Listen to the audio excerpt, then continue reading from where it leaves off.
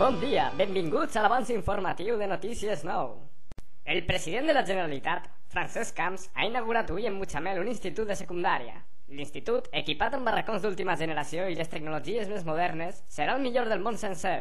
Tota la població de Mutxamel ha acudit a l'acte i ha aclamat al president, que és millor encara que l'institut. Aprovecho ahora que estoy en tierras alicantinas para reivindicar el trasvase, tan necesario para los sedientos alicantinos y alicantinas.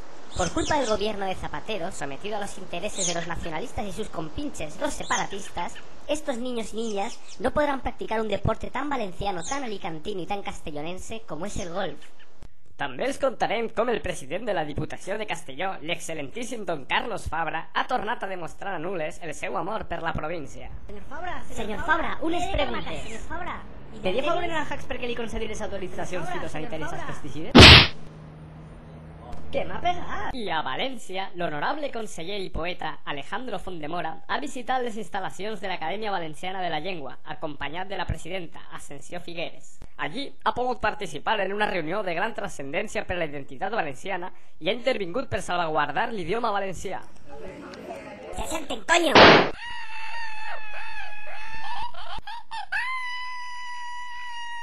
El papa Benet XVI ha aprofitat la seva multitudinària missa a la Ciutat de les Arts per adreçar unes paraules en valencià. Visca la GR puteta!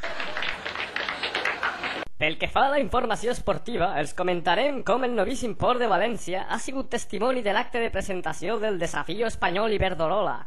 El president Camps, l'alcaldessa i el conseller González Pons han exhibit les seues dos marineres davant de milers de valencians aficionats a la vela que els aclamaven.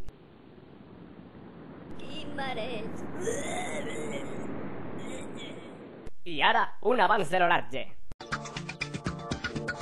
Tenim una comunitat assolellada i ideal per al turisme de golf i platja, però aquest clima paradisíac perilla. No oblideu que el mes de maig s'acosten tempestes tripartites catalanistes i hem de defensar el nostre clima autòcton valencià a les urnes.